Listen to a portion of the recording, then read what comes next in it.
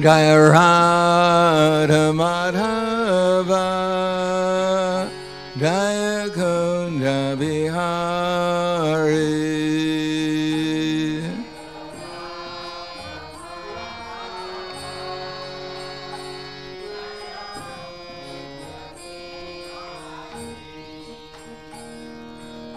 Gopidana Vallabha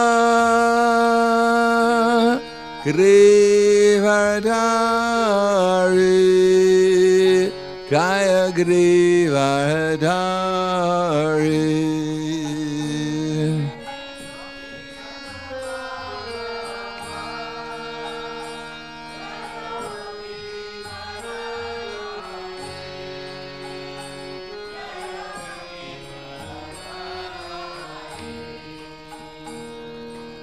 Gopidana Vallabha Grivardhari Jaya Grivardhari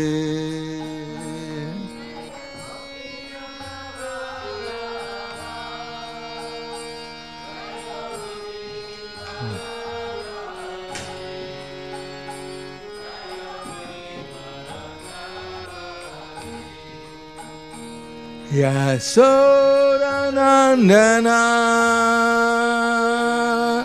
Brajadhanaranjana Jaya Brajadhanaranjana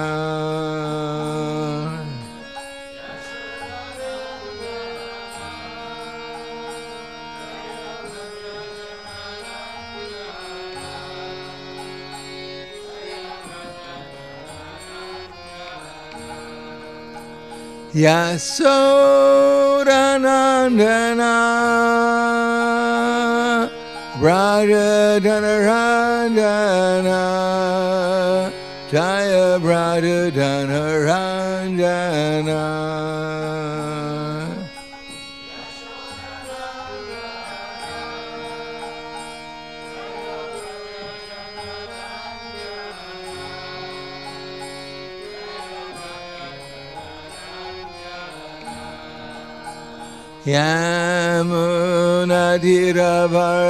Yamunadiravarachari Jaya Kunda Bihari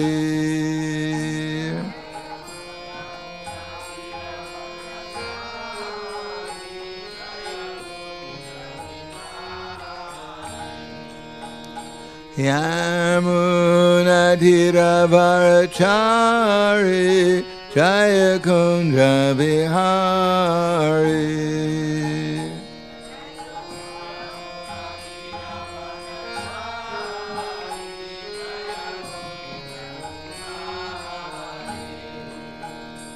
Radha Madhava Jaya Kunda Bihari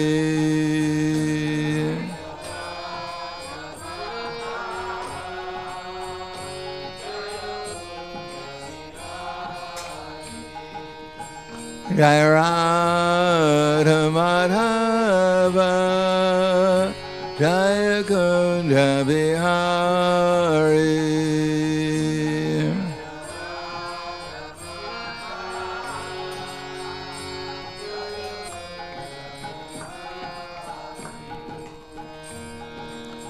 Gopidana Vallabha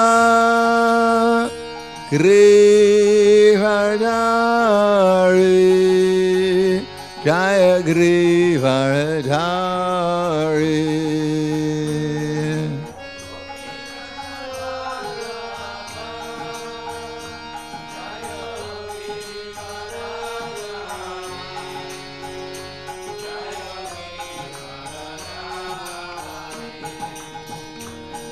Gopidana Vallabha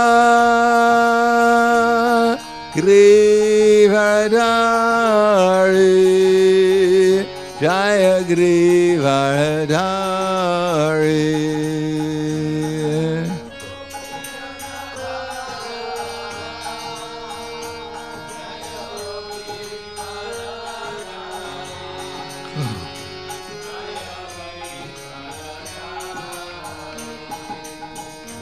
Yasodanandana Braja Dhanarandana Jaya Braja Dhanarandana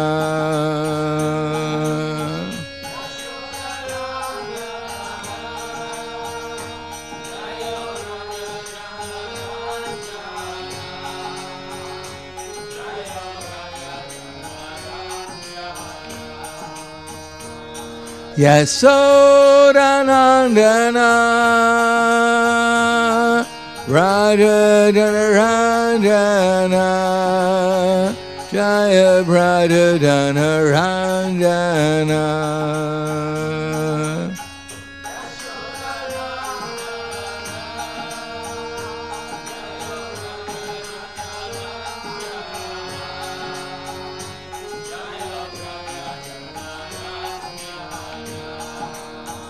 Yamunatiravarachari Jaya Kunja Bihari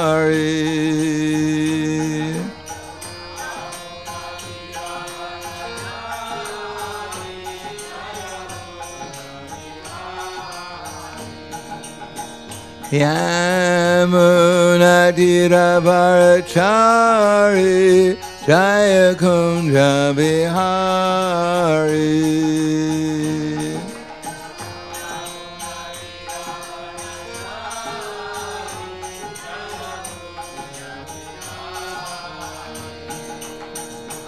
Radha Madhava Jaya Kunja Bihari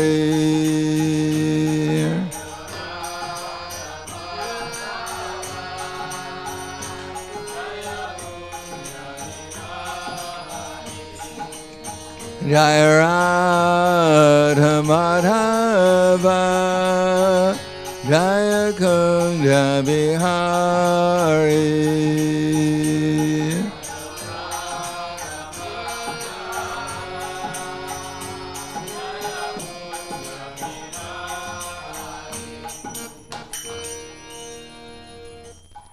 Jayam Vishnupad Paramhamsa Brahmadakacharya Asadhara Satushi Shriman His Divine Grace Shalasi Bhaktivedanta Swami Raj Srila Prabhupada Ki Jai Gaur Premanande Harival Slava Zabrani Bhakta Slava Shri Guru Shri Garangi Namo Vishnu Padaya Krishna Prasthaya Pudaya Srimate Bhaktivedanta Swami Taramane Namaste Saraswati Deve Gauravani Pacharane Nirvishesha Srinivadi Paskyatyade Siddharne Om Agana Timanandasya Gananjana Salakaya Chaksuram Militam Yena Tasmai Shri Gurave Namaha Shri Chaitanya Manobishtam Stapitam Yena Bhutale Swayam Rupa Kadamaya Tadati Swapadantikam Pandeham Shigaro Shiyuta Para Kamalam Shigaram Vaishnavam Scha Shri Rupam Sagrajatam Sahagana Raganatam Vitam Tam Sajivam Sadvaitam Savadutam Vrijana Saitam Krishna Chaitanya Devam Shri Radha Krishna Padan Sahagana Lalita Shiva Sakans Vitamscha Hey Krishna Karna Sindhu Dinabando Jagatpate Vesha Gopika Kanta Radha Kanta Namostute Tapta Kanchana Gaurangi Radhe Vrindavaneshwari Prashubhanu Sudadevi Pranamami Hari Priye Panchakapa Trivyascha Kripa Sindhu Vyevacha Patidanam Pavanebhyo Vaishnavebhyo Namo Namaha Shri Krishna Chaitanya Pranitananda Shri Advaita Gadadhar Shivasadi Gaur Bhaktavrinda Krishna Hare Krishna Krishna Krishna Hare Hare Hare Rama Rama Rama Hare Hare Om Namo Bhagavate Vasudevaya Om Namo Bhagavate Vasudevaya. Om Namo Bhagavate Vasudevaya. Srimad Bhagavatam, Canto 8, Chapter 5, the Demigods Appeal to the Lord, Text 25. Tatra drishta swarupa tatra drishta swarupaya Shuta purvaya vai prabhu Stutim abruta daivibir Kirbis tva vahitendriya Tatra drishta sarupaya Shuta purvaya vai prabhu Stutim abruta daivibir Kirbis tva vahitendriya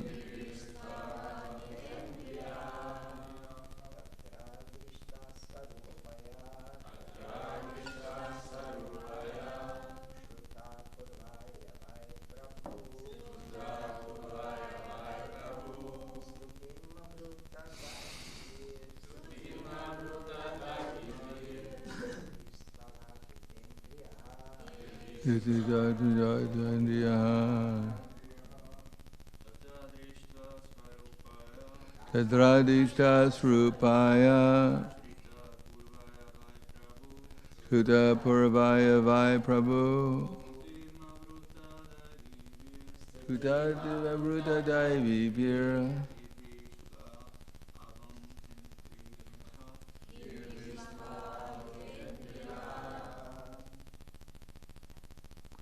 Ladies,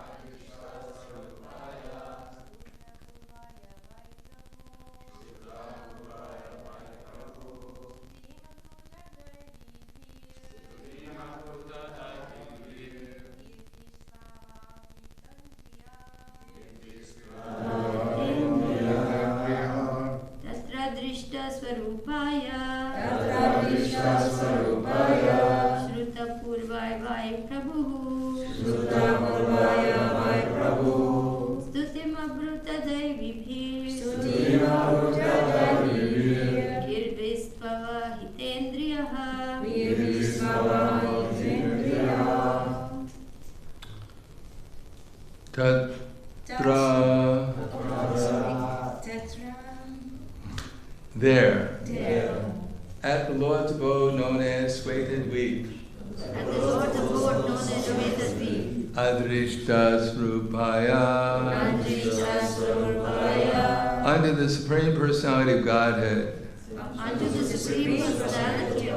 who is not seen even by Lord Brahma, Shuta Purvaya, but who is heard about from the Vedas.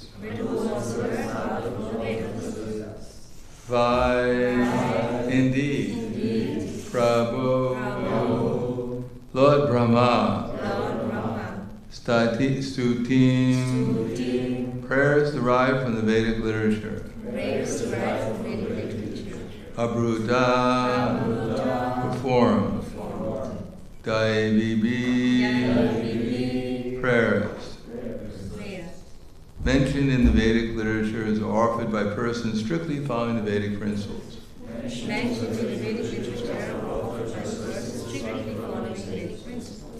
Girbi, by such sound vibrations or songs. To them, avihita indriya, fixed in mind without deviation. Translation and purport by His Divine Grace, A.C. Bhakti-Vedanta Swami Srila Prabhupada. There, at Swetadweep, Lord Brahma offered prayers to the Supreme Personality of Godhead, even though he had never seen the Supreme Lord. Similarly, because Lord Brahma had heard about the Supreme Personality of Godhead from Vedic literature, with a fixed mind he offered the Lord prayers as written or approved by the Vedic literature. Purport. It is said that when Brahma and the other demigods go to see the Supreme Personality of Godhead in Sweta, they cannot directly see him, but their prayers are heard by the Lord, and the needful action is taken. Thus we have seen in many instances the word Shruta Purvaya is significant. This we have seen in many instances. The word Shruta Purvaya is significant. We get experience by directly seeing or by hearing. If it is not possible to see someone directly, we can hear about him from authentic sources. Sometimes people ask whether we can show them God. This is ludicrous. It is not necessary for one to see God before he can accept God. Our sensory perception is always incomplete. Therefore, even if we see God, we may not be able to understand him. When Krishna was on earth, many people saw him, but could not understand that he is the Supreme Personality of Godhead. Abhijananti mamuda manushim dhanam ashrityam. Even though the rascals and fools saw Krishna personally, they could not understand that he is the Supreme Personality of Godhead. Even upon seeing God personally, one who is unfortunate cannot understand him. Therefore we have to hear about God, Krishna, from the authentic Vedic literature and from persons who understand the Vedic version properly. Even though Brahma had not seen the Supreme Personality of Godhead, he was confident that the Lord was there in Sweta. Thus he took the opportunity to go there and offer prayers to the Lord. These prayers are not ordinary concocted prayers. Prayers must be approved by the Vedic literature, as indicated in this verse, by the words Daivi Vira Girbi.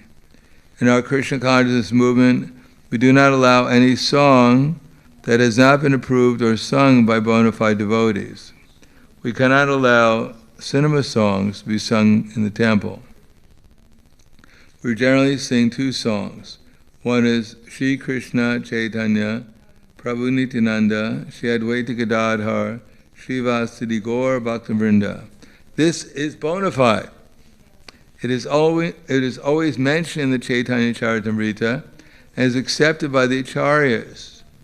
The other, of course, is the Mahamantra. Hare Krishna, Krishna Krishna, Hare Hare, Hare Rama, Rama Rama, Hare Hare. We may also sing the songs of Narottam Das Thakur, Bhaktivinoda Thakur, and Lochana Das Thakur. But these two songs, Shri Krishna Chaitanya and the Hare Krishna mantra, are sufficient to please the Supreme Personality of Godhead, although we cannot see him. Seeing the Lord is not as important as appreciating him from the authentic literature or the authentic statements by authorized persons. So the translation again. There at Sweta, Lord Brahma offered prayers to the Supreme Personality of Godhead, even though he had never seen the Supreme Lord. Simply because Lord Brahma had heard about the Supreme Personality of Godhead from Vedic literature, with a fixed mind he offered the Lord prayers as written or approved by Vedic literature. Namo Vishnu Padaya Krishna Prasthaya Bhutaya Srimate Bhaktivedanta Swami Tanamane Namaste Saraswatam Deve Gauravani Pacharane Nirvishesha Srinivadi Paskatyade Satarane. At the end of the 4th chapter in Bhagavad Gita, Krishna says, Tasmad Agina Sambhudam Ritstam Jnana Janatmanaha Chidvainam Samshayam Yogam Atishto Tishta Bharata. So the verse is Tasma Agyana. Therefore the ignorance, and what is the ignorance? Generally, people think of ignorance as not being able to pass some spelling test or something like that. But actually, ignorance is not knowing who we are, who we actually are. And even worse than that is to think ourselves to be something that we're not.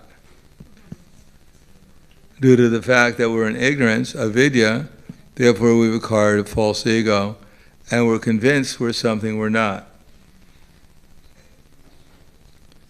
And on that basis of being convinced by the false ego, we're accepting so many attachments and aversions that come to our mind. Things that make us an anxiety. We think attachments means we hope that by this attachment, it'll protect me and make me happy. It ultimately comes down to the body. That something has a relationship to this body, and I'm attached to it because I hope it's going to make me happy. But ultimately, it's just like if you want to cross the ocean and you grab hold of the tail of a dog, hoping to cross the ocean, you're not going to succeed.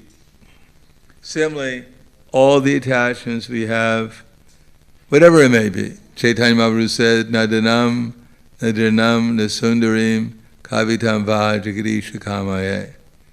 Mama Janmani, Janmani Shvare, Bhavata Bhakti Ahaitu Ki Tvayi. These are the main attachments that we have. Janam, followers, whether it be our family members or whatever. You're my husband, you're my wife, you're my daughter, you're my whatever. And therefore you're obliged to protect me. But Deha Patya Kalatradishu Atma Sanyeshva Satsupi Tesham Pramato Nidanam Pashanapina Pashati. They don't see that even though we have big families, but no one's protected at the end, everyone dies. The worst thing that can happen to anyone is that we leave this body, materially speaking. And everyone is guaranteed, no matter how many family members you have, how much money you have in the bank, how much personal influence one has, how much fame one has, none of these things save us at the time of leaving this body from having either to take another body. Therefore they're called sanyeshu, fallible soldiers. Asatsupi. Asatsupi means they're fallible, sanyeshu. So all these attachments we have are all just our protection. The walls we put up, the triple lock we put on the door, the bank balance we have, the family members, the society, whatever else it may be, all meant to protect this body. That's what it gets down to. Deha patya kalatradishu atma sanyeshu satsupi. We go through so much endeavor in this world, ultimately to avoid death, which is inevitable. But we're thinking if our life is successful if we live one day longer, then we've made it. We woke up today, and it's another opportunity to eat, sleep, mate, and defend. We're safe. We can go on enjoying the material world. As I mentioned many times, Prabhupada was coming back from a doctor's appointment in Los Angeles, in California, in America.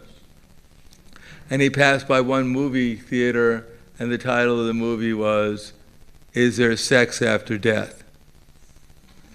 So Prabhupada came back and gave a class to the devotees, and he mentioned, I passed by this movie theater, and I saw this title of the movie, and the title was, Is There Sex After Death? Prabhupada told the devotees, you should go today when you go out preaching, distributing books in a Harinam, you should tell all the people they don't have to worry. There is sex after death, and 8,400,000 species of life. And if people hear that, then they won't be afraid of death anymore. That I'll still have the same pleasure, or even more, in my next life that I have now. So everyone is trying to avoid leaving this body, fearful that our happiness, our pleasure in the material world will come to an end. But it never comes to an end. Nor do the problems come to an end.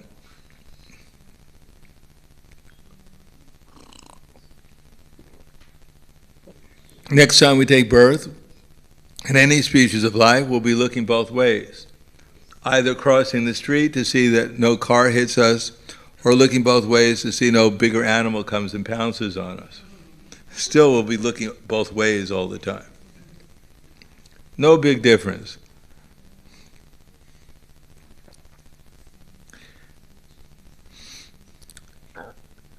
Therefore, Krishna says, Tasmat agana sambhutam ritstam jnana chitatmanaha. So this ignorance in our heart should be replaced with knowledge. And what is that knowledge? Prabhupada explains in the purport, there's only three things we have to know, but they're very deep. And therefore, because they're so deep, we think, oh yeah, I know all those things. I heard them a million times, although we haven't even heard them once yet, really heard them. But due to our false ego, we think, yeah, that's so simple. Let's hear something more sophisticated. I keep on hearing we're not this body, we're actually a spiritual being. We don't die when the body dies. We have to raise our consciousness to what?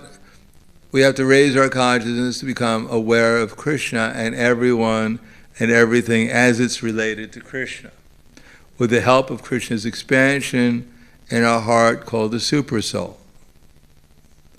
And Krishna's representatives from without, the Supersoul's representatives without, namely Guru, Sadhu, and Shastra. But our false ego has concluded that I already know everything I need to know because I'm going to get something to eat today, I'll have a place to sleep, and who knows, I may become Romeo or Juliet or Tarzan or Jane or Mickey Mouse or Minnie Mouse in the future. So that may be covered. And I have my coat in the winter. I have my shoes in the summer and the winter. So I'm more or less covered. I'm protected. And if worse comes to worse, I can go home to mommy and she'll take care of me.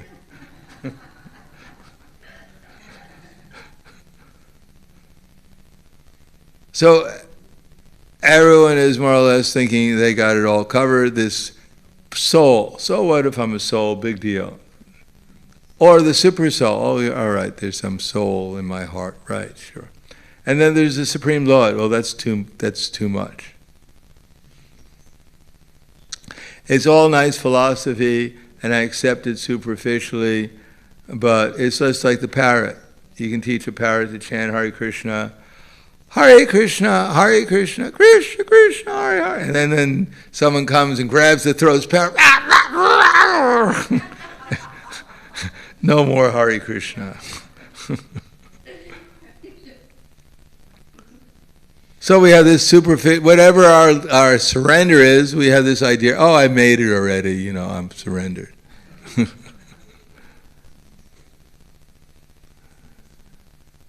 But the material nature is not going to be so, the material nature is very kind to us.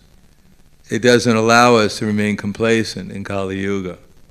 We can try to remain complacent, but the material nature is not going to encourage that at all. Instead, it's going to put us into more and more difficulty. And the only thing we'll have left is faith. Faith in the holy name, and faith doesn't mean blind faith. It means that by our experience previously being put into difficulty, we took shelter of the holy name. It didn't necessarily save us from the problem, it saved us from identification with the problem. Because it brought us to another level of experience that we could identify, and therefore we were not disturbed by the problem so much. Until one actually is living in the spiritual platform of consciousness in reality, which is not so easy to accept because we haven't experienced it, but there is a level of reality where one is actually living on the spiritual platform with Krishna and his associates, engaged in the transcendental pastimes, as we have a pure preview to them in books like the Krishna book. But we can't jump into that, because we're not even out of the Bali concept of life yet. We're just happy if we're not suffering. That's what happiness in the material world means. When I'm suffering less, then I say I'm all right. We don't go to the dentist to become happy. We go to the dentist to avoid all the problems we might have or we have already. And when they fix them, then we say we feel better, which means we're less suffering. So first we have to get out of the Bali concept of life, and the only way to practically do that in Kali Yuga is to actually take shelter of the holy name. And how to take shelter of the holy name means to chant the holy name and masuchaha. Give up all this attachment and aversion while we're chanting. That's called faith. That there's no need to worry. Because we have so many layers of worry, one on top of the other, we give up one layer of worry and then we meet another one. Maya is always willing to present us with some new reason to be in anxiety. So to chant Hare Krishna and be happy, not to worry about all these things, not to become attached or averse to the things that enter into our mind, and then to try to concentrate and try to become happier and happier and happier. So we may not directly perceive Krishna, but if we chant Hare Krishna and we're in the right consciousness, we'll experience his presence. And we might even remember something about Krishna. So that's more important than directly seeing Krishna like Kamsa or Hiranyakashipu or anyone else who saw Krishna but didn't understand who Krishna was, and therefore couldn't give up their attachments to this material world. Anyone who sees Krishna but doesn't give up their attachment and identify themselves as Krishna's servant, then they're seeing Krishna as a waste of time. Just like we're actually seeing the deity, here they come. But because we don't identify ourselves with the deity as their eternal servant, therefore seeing the deity means that we see our own, what we think is the deity. Maya will present to us, or Krishna will present to us, Naham Prakasha Sarvasha, Yoga Maya Samavrita, Buddho Yam Nabijananti, Loko Yam Ajam Avyam. I am never manifest to the foolish and unintelligent. So if we see the deity and we're not in ecstasy, we don't feel great love and affection for the deity, that means we're foolish and less intelligent. So this is not one of these feel-good classes telling you how wonderful we all are, that you're all pure devotees and there's no one in this world better than you are, or we are. No, we see the deity and we're not in ecstasy. We chant the holy name and we're not in ecstasy. It means we're fools and rascals. Of course, who am I to tell anyone they're fools and rascals? Because I'm also a fool and rascal. But I'm just repeating what those who are not fools and rascals are saying. Prabhupada used to criticize, and he said, don't criticize me for criticizing, because I'm not saying it, it's Krishna who's saying it. He's saying you're mudras. I'm not saying it. I'm just repeating what Krishna said. So we have to see, and although we can't see unless Krishna allows us to see, because Tadami Buddhi Yogam Tam, he's the one who gives us intelligence. And on what basis? That we try to become more steady. Well, how do we become more steady? We give up our attachment to our anxiety. All these things that are deviating us from Krishna consciousness. They're pulling our attention away from just feeling, hearing with attention and feeling Krishna's presence, giving our love to Krishna. That's how we become steady. And then when we're steady, as we're steady, then we can deepen our enthusiasm. So therefore Prabhupada writes in the Nectar of Instruction, endeavors executed with intelligence in Krishna consciousness is called enthusiasm. So who doesn't want to become enthusiastic about Krishna consciousness? But there's a process. Which means we have to get out of the mode of ignorance where we're lamenting, and out of the mode of passion where we're hankering, and out of the mode of goodness where we're just thinking we're on top of the world because we're not hankering and lamenting. All my problems are solved for 5 minutes. Then there's something else to worry about. Maya will say, hey, wait a second, you look too content. Remember this? Oh my God, I forgot that. What about that? Wow, yeah, oh, where is it? So Maya is not going to keep us peaceful because she's going to bring up one thing we're hankering after another. What is Dhanam, Nurjanam, or Sundarim, or Kaivitam Vajragadisha Kamaye, or Janmani Janmanishware. Maya will pull up one thing after another. And it's progressive. Usually one goes from Janam, Dhanam, to Sundarim, because without Dhanam, it's hard to get Sundarim. Without wealth, it's hard to get women. And followers, you need some followers to get the wealth. You got to convince someone to buy something or whatever, hire you. So you need some Janam to get the Dhanam, to get the Sundarim. And after you get tired of the Sundarim, then you want liberation. You need a divorce, or you need need another wife, or whatever. Or you just want to get out of the whole thing entirely. I give up. I can't enjoy here. I'm going to enjoy in the spiritual world.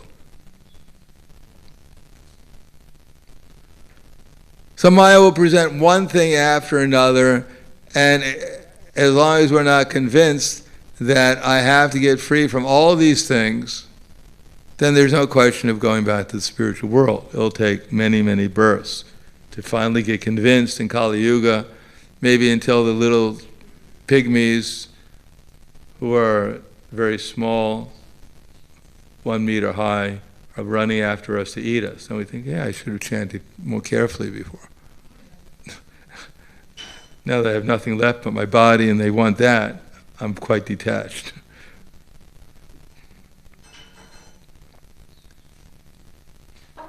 So, we may not see Krishna, but we have to follow the process by which we become eligible to experience Krishna consciousness. The gopis did not always see Krishna, but they were always experiencing Krishna, because Krishna and his name are non-different.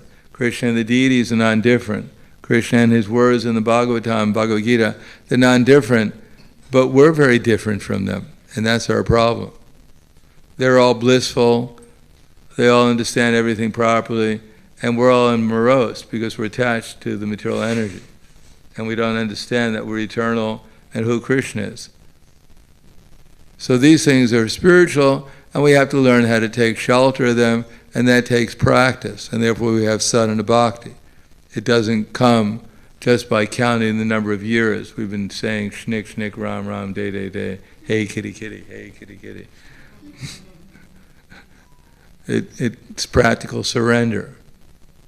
Endeavors. We have to know what the proper endeavor is, and we have to get the intelligence coming from Guru, Sadhana, Shastra with the help of the super soul within our heart, so we can actually become conscious of Krishna, and then we'll actually be enthusiastic in what we're doing. Otherwise, Maya will simply, this is her job, she'll present one problem after another, and as Kali Yuga goes on, it'll get increasingly more difficult problems, until hopefully we'll give up, put our hands up like Draupadi and say, I give up, I surrender.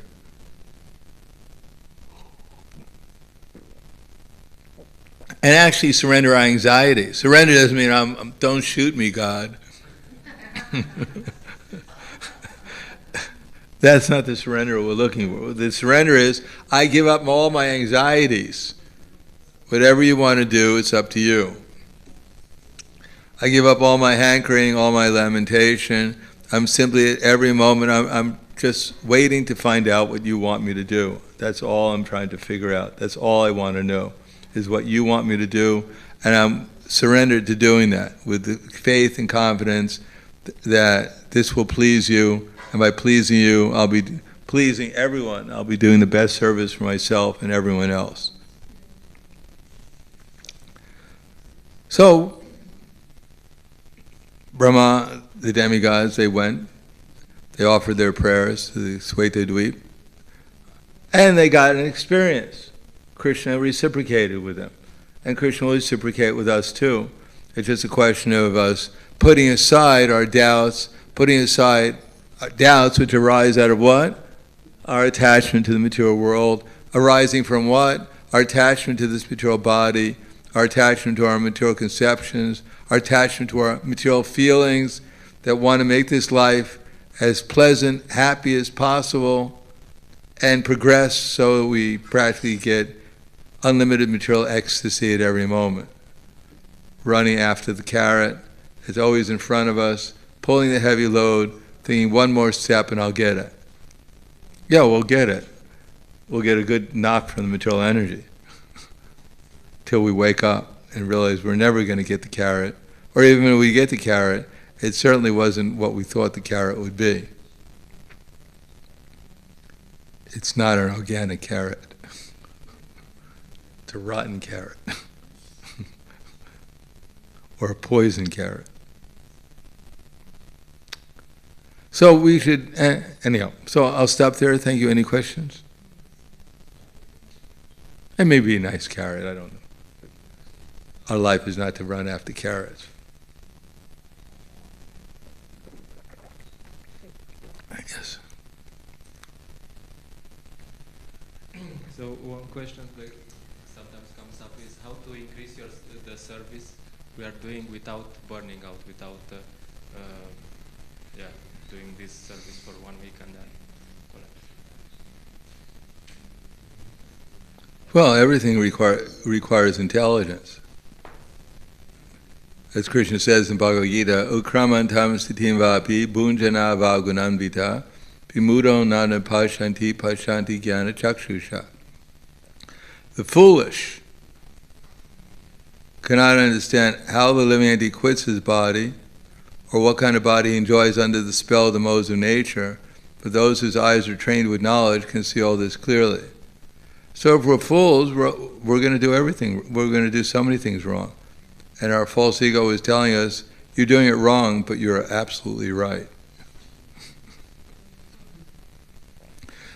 If you have one of Krishna's cars, which we can see many devotees have destroyed Krishna's cars too, because they're proud. Oh, Krishna will protect me, I can drive blind. I don't have to get enough sleep when I drive. I can drive asleep. Krishna will protect me. Many accidents in ISKCON have taken place due to devotees' pride that Krishna will protect me. Even when I'm doing exactly what Krishna doesn't want me to do, because I think this world is something apart from Krishna. Spiritual life is just a part. Oh, this world is just trash, and the real world is the spiritual world. So I can act like trash this world and enter into the spiritual world.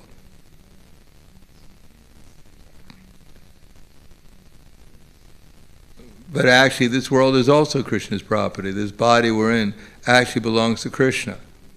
And if we don't utilize, if we trash it, then we'll get the result, because we've misused Krishna's property. So we can know how much we can eat. I mean, the stomach is only two sides of a fist, and we think, well, my stomach is spiritual, so it's unlimited. It'll just expand. The prasadam is spiritual, therefore it doesn't just, it exists in some realm outside the stomach, in the spiritual world. And we're surprised when we get sick. Oh, how's this possible? I just ate prasadam, it was all spiritual. How did it make me sick? Spiritual things make you sick. It must not be spiritual. We think, oh, this body has unlimited energy because I'm a devotee, and therefore Krishna will empower me, whatever I'm doing. No, we should know how much energy the body has, how to regulate that energy, so it's divided up into all the different things that we're supposed to do. Not that I just do service, I don't chant, I don't hear about Krishna, but because I'm doing so much service, Krishna will make up for it. No, that means that we have no faith in the Acharya's statements. They've given us so many things to do, and we have to fit into our lives.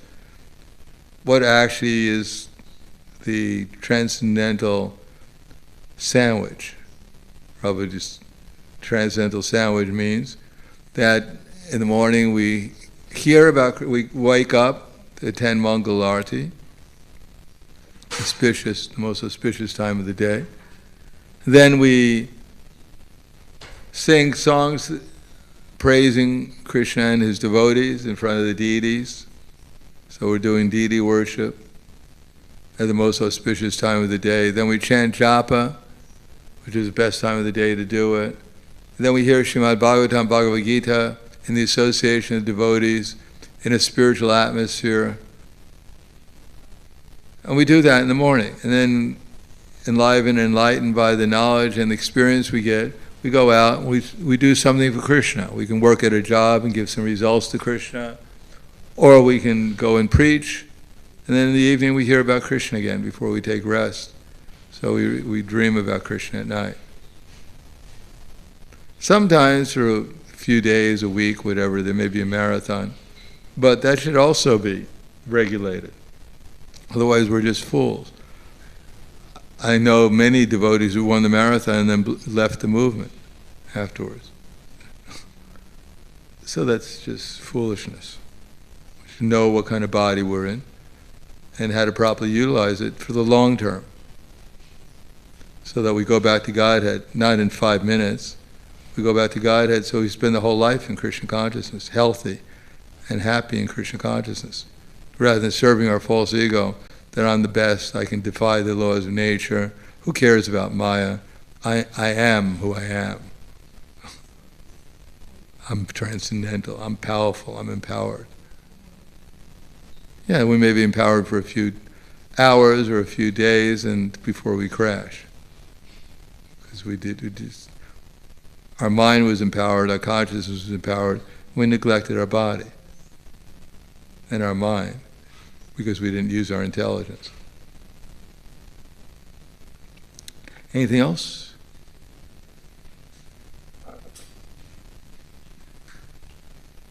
Thank you, Maharaja.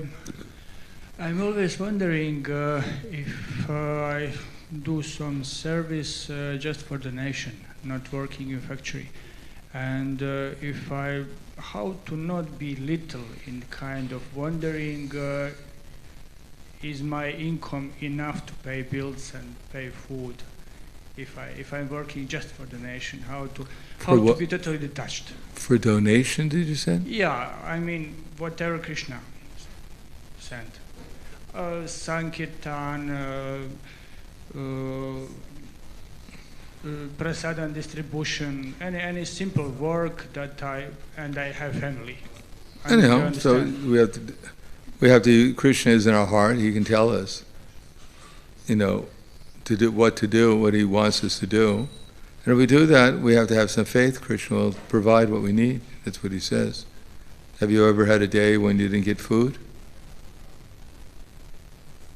Have you ever had any day where you didn't get something to eat? I'm asking you. Can you repeat, please? Have you ever had a day in your life that you didn't get something to eat? There was nothing available at all. In Krishna consciousness, no. Okay, so we have to look back. Krishna will give us something. He's given the birds everything. They're not even going to Mangal Arati, yet the birds get something to eat. All the animals get something to eat. The insects get something. So why Krishna won't give us something to eat? Anything else? Ramanandra, as per Srimad Bhagavatam 4:30-21, Prasetas were free from the gunas, but had a contamination of grief because of not seeing the Supreme Lord. Question is, was this contamination of grief spiritual, since they were free from the influence of gunas? Should I repeat question? I don't know. Yeah, I do. So Pachetas were free from the modes of nature, is that, and yet they're lamenting about what? Was this contamination of grief spiritual, since they were free? When you say contamination, that's already, you can't have, there's no such thing as spiritual contamination. What contamination are you talking about? What instance are you talking about? Yeah, a little unclear. What's the beginning of the question?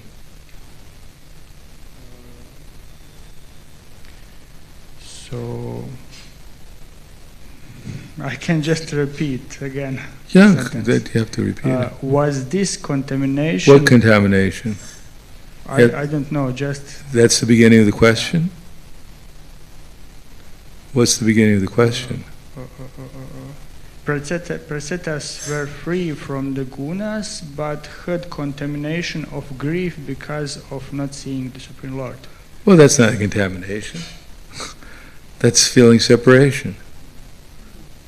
That's transcendental.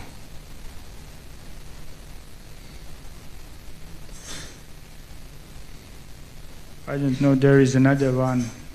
Okay.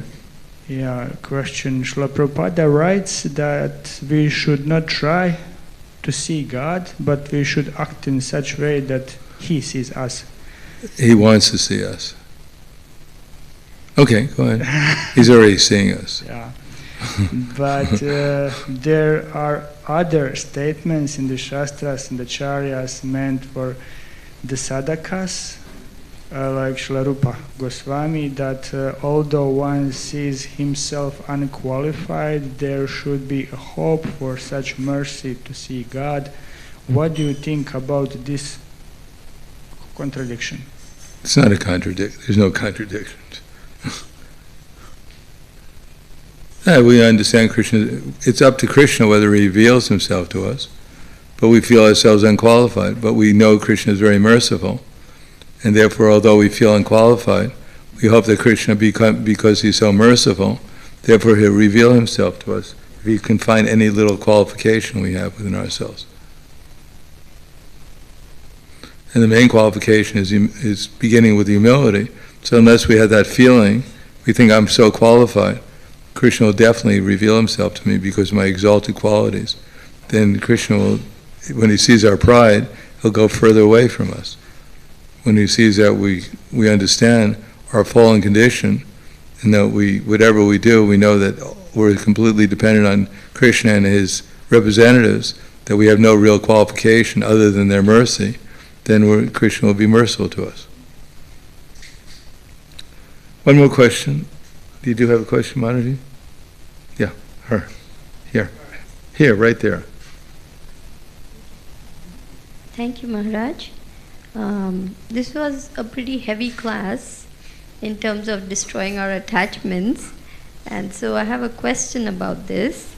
I'm a therapist, and I offer help to devotees. I speak to a lot of people in distress. Some of them, have some hankering, some lamentations. And so I was wondering if you could give some guidance how to help people without hurting them, because some young people come to me and they're really in a lot of distress. They say, I'm really wanting a wife or a husband, and my mind will become peaceful, then I'll be able to carry out my duties nicely in Grihastha ashram, but I'm not getting a husband or I'm not getting a wife. And so that's one thing. Then there is other kinds of lamentation. I lost my job, I lost my wife, I lost my husband, whatever it may be. So how do we give them Krishna conscious counseling that will be effective and not blow them off? I don't know. Everyone is different. Prabhupada said different things to different people at different times. I mean, if you can get them a husband or wife, at least for momentarily, they'll be happy with you. What can you do? If people are hankering, what counseling will do? You can tell them. I mean, Prabhupada, like one time, some girl, she was like 8 years old, she had cancer, she came to Vrindavan, and they came to see Prabhupada with her mother, and they were crying, my daughter's going to die. And Prabhupada said, actually, we're not going to die. You're eternal. Don't stop lamenting. But that's Prabhupada. Because he could actually talk from the platform of realization. So we have to see what level of realization I'm on, and what's appropriate to where this person's at that we're talking to, how much they accept our instructions, what realizations or instructions we can even give them. And then pray to Krishna that we can say something that will be helpful for them to advance in Krishna consciousness. So without our understanding our own position, where we're at, and having the intelligence to understand where others are at, understand what the different steps of devotional service are, then it's very difficult. So we have to learn these things, and then pray to the Super Soul, so he can give us a clear intelligence, so we know exactly what to say under those time, place, and circumstances, which are always going to vary. Thank you. Thank you very much. Grantaraj Srimad Bhagavatam ki jai, Srila Prabhupada ki jai, Gaur Premanande.